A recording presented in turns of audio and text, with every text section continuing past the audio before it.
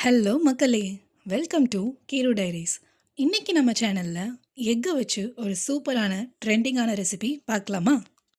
ஒரு பேனில் கொஞ்சமாக எண்ணெய் ஊற்றி கிராம்பு, பட்டை, வெங்காயம், பச்சை மிளகா, கொஞ்சமாக தக்காளி இதெல்லாம் சேர்த்து நல்லா வதக்கின அப்புறம் நம்ம அரைச்சி வச்சுருக்க பேஸ்ட்டை ஆட் பண்ணிக்கலாம்.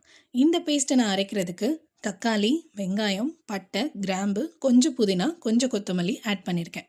ஸோ அதுக்கப்புறம் அந்த பேஸ்ட்டு நல்லா வதங்கவும் காஷ்மீரி சில்லி பவுடர், சீரகத்தூள், மல்லித்தூள், மிளகுத்தூள் தேவையான அளவு யூஸ் பண்ணியிருக்கேன். இந்த பொடியெல்லாம் நம்ம அரைச்சதோடு சேர்த்து நல்லா வதங்கவும் தேவையான அளவு தண்ணி ஊற்றிக்கலாம். ஸோ இந்த கிரேவி கன்சிஸ்டன்சிக்கு தேவையான அளவு உப்பையும் இதோட சேர்த்துடலாம். இது நல்லா கொதிச்சு வந்த அப்புறம் உங்களுக்கு எத்தனை முட்டை தேவையோ ஸோ அந்த முட்டையை நம்ம இதில் அழகாக உடச்சி ஊற்றிக்கலாம்.